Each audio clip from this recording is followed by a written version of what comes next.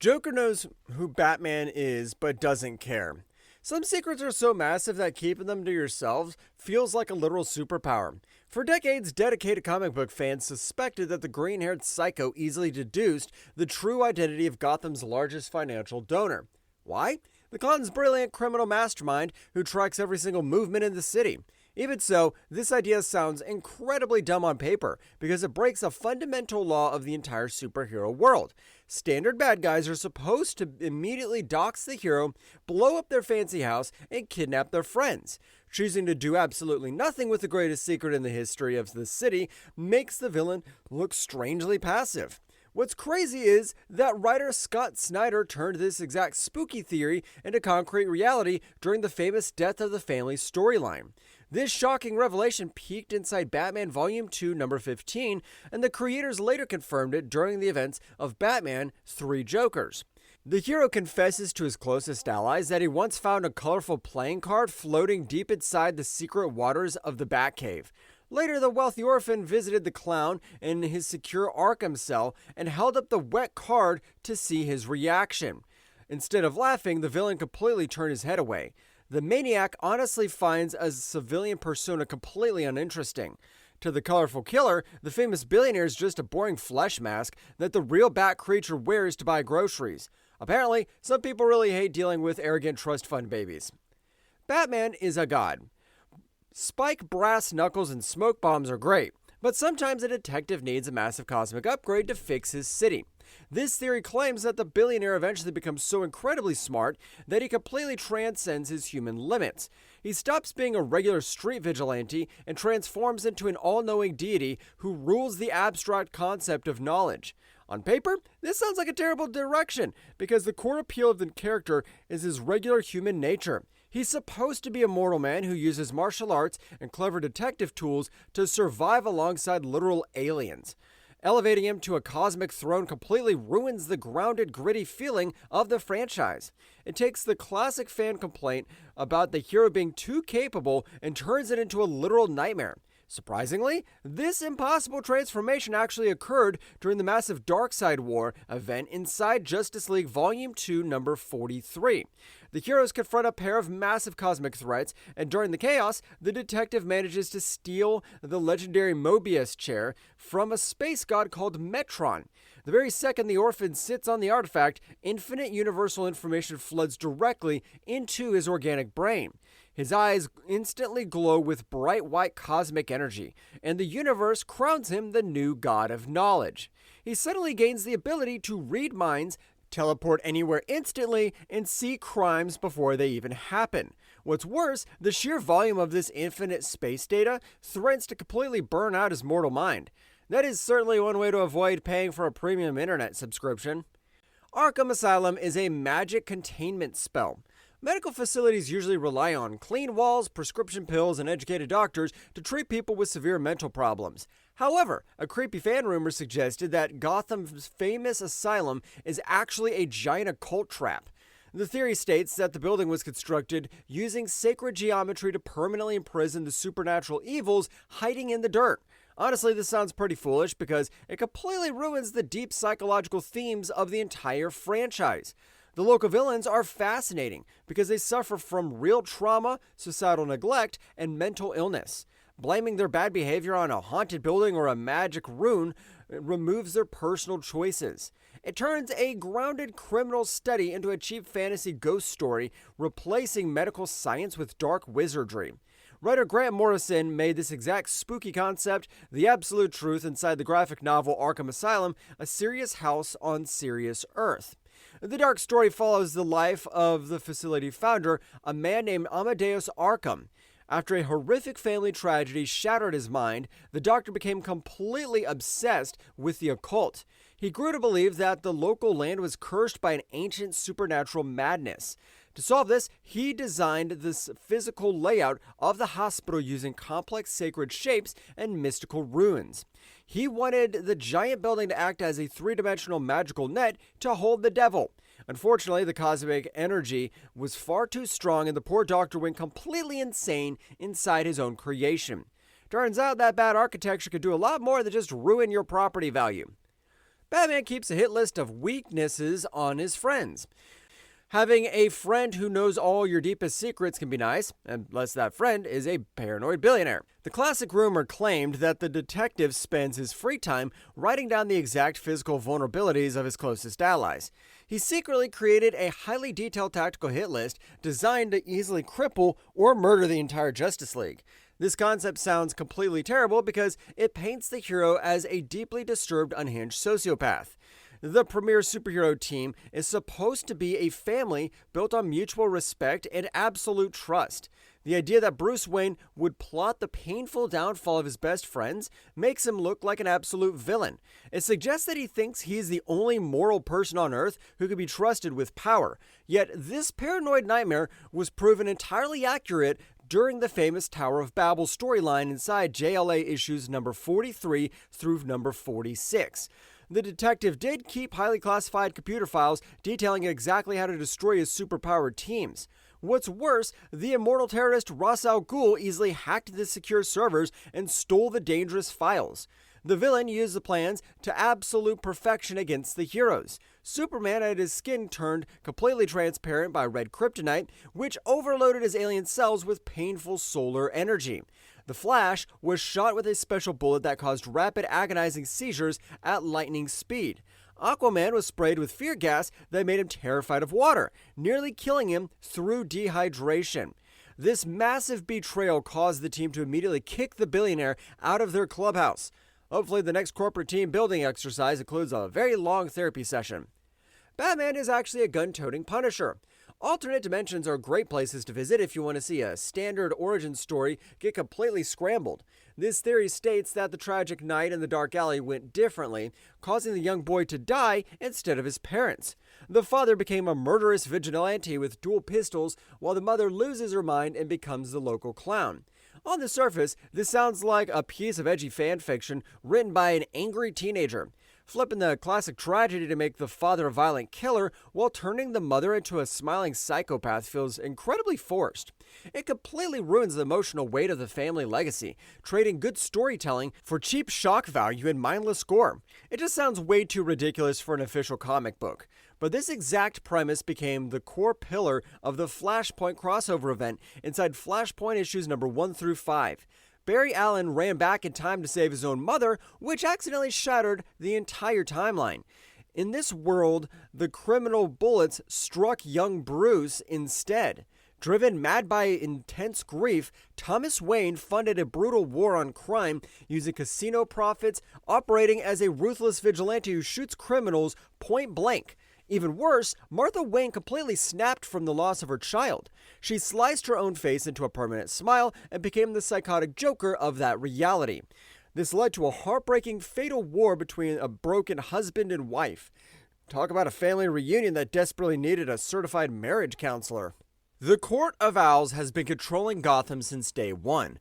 Believing you're the absolute king of your own city is easy until you realize someone else owns the castle. This final theory claims that the world's greatest detective is completely delusional about his control over Gotham. It suggests that a secret society of wealthy elites wearing white owl masks have been running the city since the colonial era. This sounds completely ridiculous because it makes the main hero look incredibly incompetent at his job. His defining trait is absolute perfect knowledge of every single street and politician in his hometown. The idea that a massive cabal of wealthy assassins has been hiding inside the very buildings owned by Wayne Enterprises completely ruins his reputation. How could a genius who owns a space satellite miss an army of bird people living in his walls? Despite that, writer Scott Snyder brought this brilliant nightmare to life during the New 52 run inside Batman Volume 2 issues number 1 through 6. The hero has his arrogance completely shattered when he discovers the Court of Owls is entirely real. The secret group manipulated construction projects over a century ago, building hidden rooms into the forgotten 13th floors of major skyscrapers. They used an army of revived, unkillable assassins known as Talons to control the city from the shadows. The detective walked right past their secret doors every single night of his career because he refused to believe an old nursery rhyme could be real. At least the billionaire finally found a group of tenants who actually managed to live completely rent-free. There is more than one Joker. Did you ever look at a vintage comic book and wonder why Gotham's most feared villain was suddenly acting like an overgrown toddler? That is the exact riddle that kept fans awake at night for decades. The green-haired maniac started out as a brutal mob boss who left actual bodies in his wake. Then the censorship laws of the 1950s hit the comic industry like a freight train. Suddenly, the self-proclaimed crown prince of crime spent his weekends playing harmless pranks and baking giant pies. After that era passed, he mutated yet again into a deeply disturbing philosophical mass murderer. Readers joked that no human brain could withstand those radical personality shifts without literally being multiple people. Honestly, the whole concept sounds like a total joke because it completely ruins the classic dynamic between the two rivals. The idea that the world's greatest detective could punch the exact same face for decades and never notice he was dealing with three completely different dudes makes Batman look utterly clueless. Is he blind? Plus, the clown is supposed to be a singular chaotic force of nature. Lowering his status to a coordinated corporate team of villains completely strips away his terrifying aura.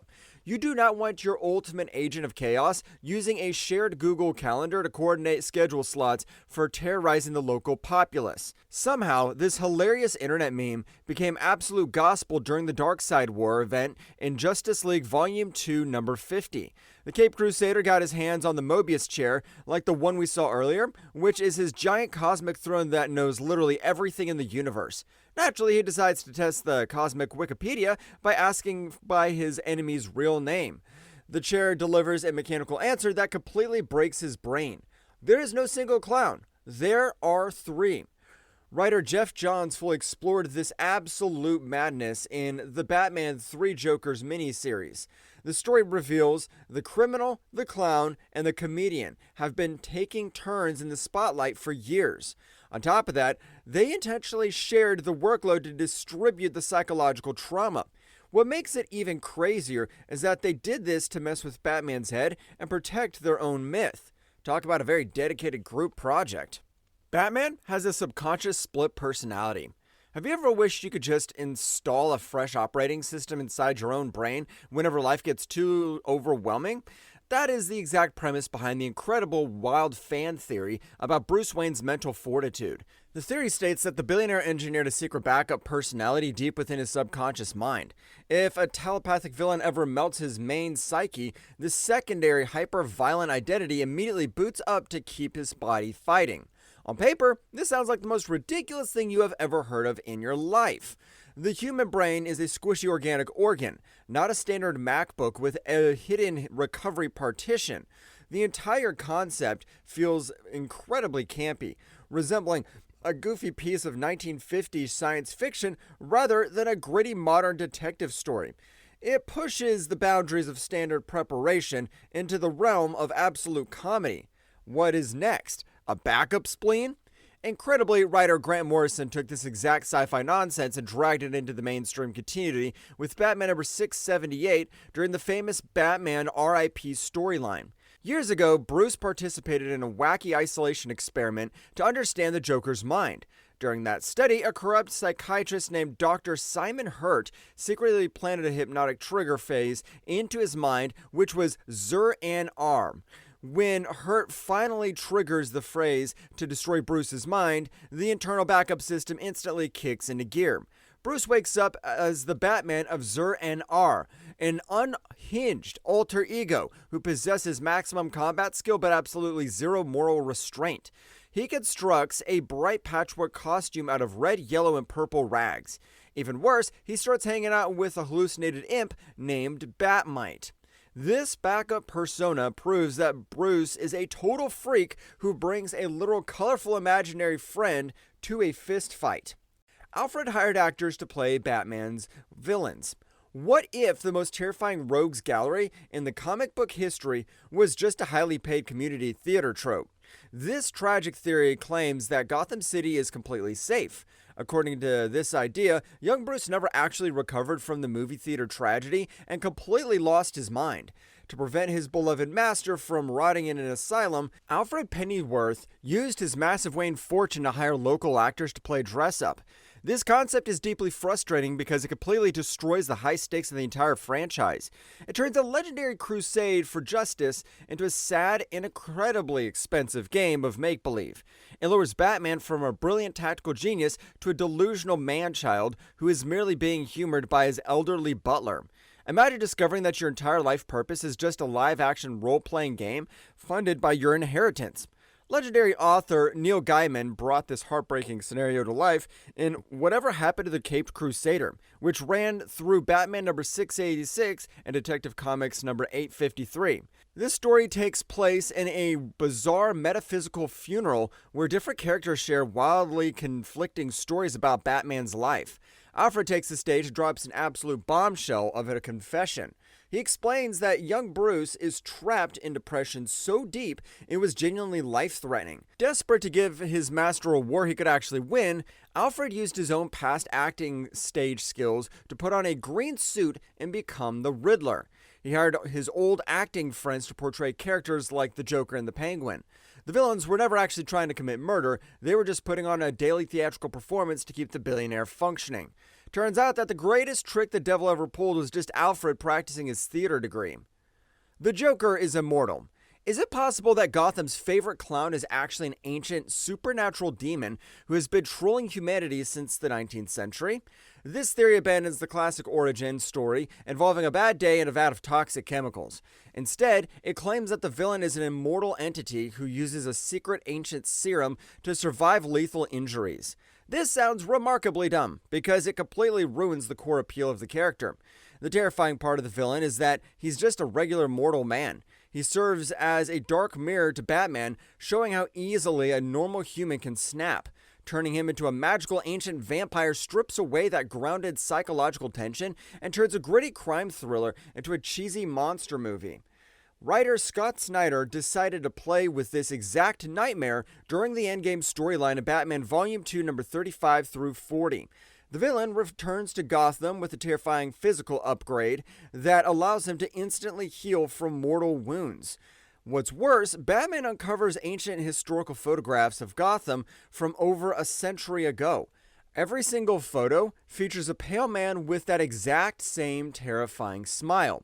The investigation reveals that the clown found a secret pool of Dionysium deep underground. This rare cosmic chemical is the exact same substance that powers the famous Lazarus pits used by Ra's al Ghul. This pure fluid healed the villain's face and granted him insane cellular regeneration. He used his historical trickery to convince everyone that he was an eternal supernatural boogeyman. It is pretty comforting to know that even a chaotic mass murderer needs a reliable skincare routine to stay relevant. Batman built a spy satellite to watch his friends. Did you know that Batman's trust issues are so massive that they can be seen from outer space? This theory suggests that the billionaire's legendary paranoia extends far past the boundaries of his local city. The rumor claimed that he used his corporate resources to launch a highly advanced spy satellite into orbit. This machine was built to secretly track, monitor, and analyze every single superhero on Earth without their knowledge. It transforms Bruce into an Orwellian dictator who refuses to respect basic boundaries. Spying on your closest friends, people who have literally saved your life multiple times, completely breaks the foundation of the Justice League. It shows that Bruce is an absolute control freak who thinks he is the only worthy person alive.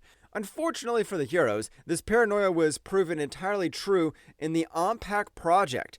This happened right after the events of Identity Crisis, where Bruce discovered his own teammates had magically wiped his memories. Furious and betrayed, he secretly built Brother Eye, an advanced artificial intelligence housed in an invisible satellite.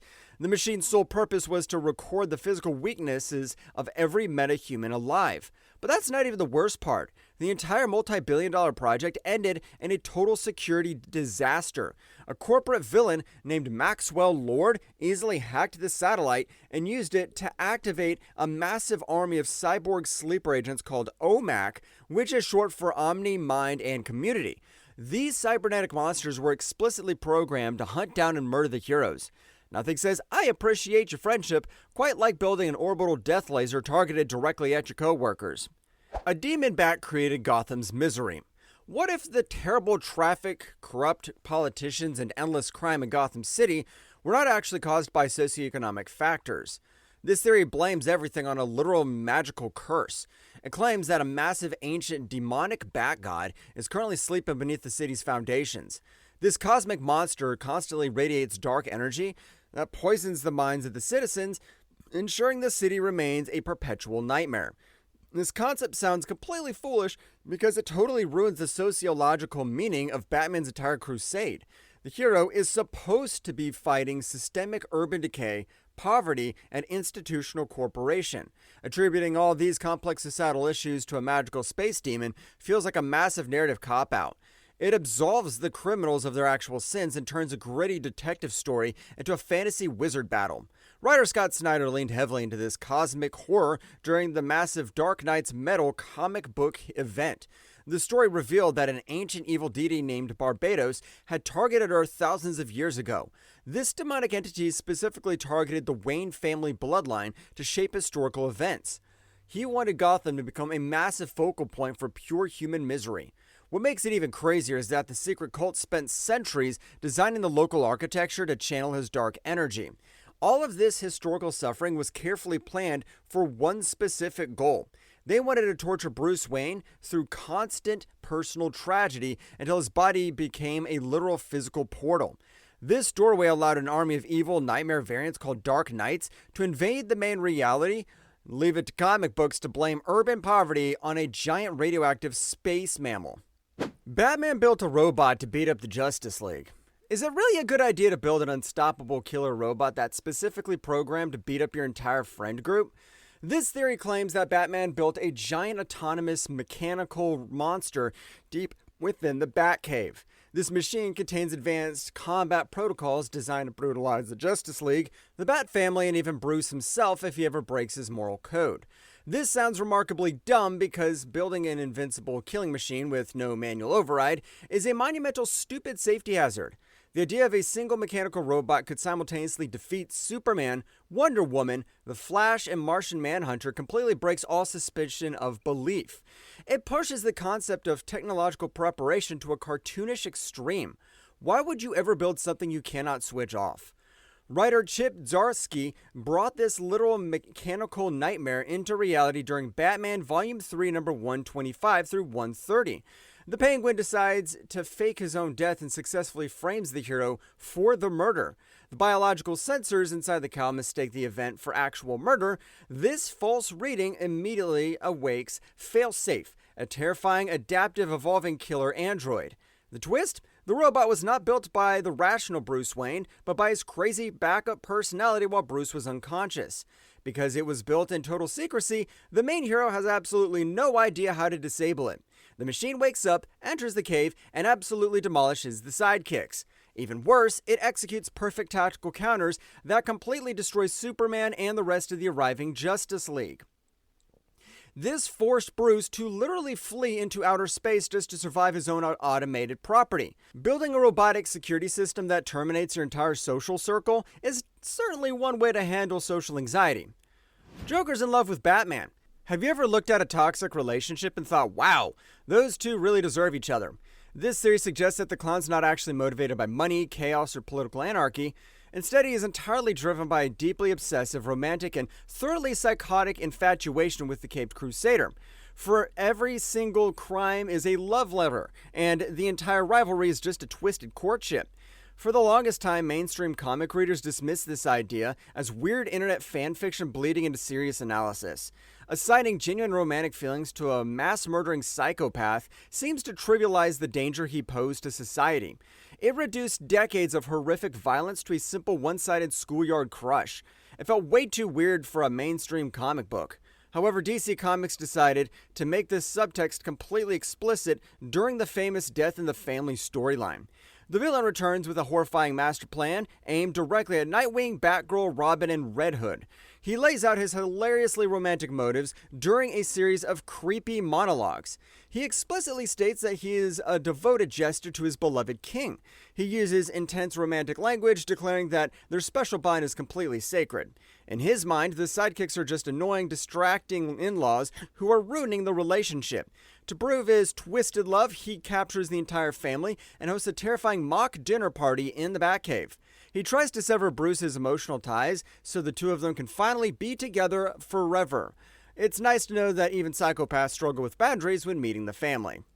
That's it for this one. If you liked the video, hit that like button, subscribe for more, and ring the bell so you never miss a drop. Craving more stories from comics, movies, and beyond? Check out this video right here. Cheers, and see you in the next one.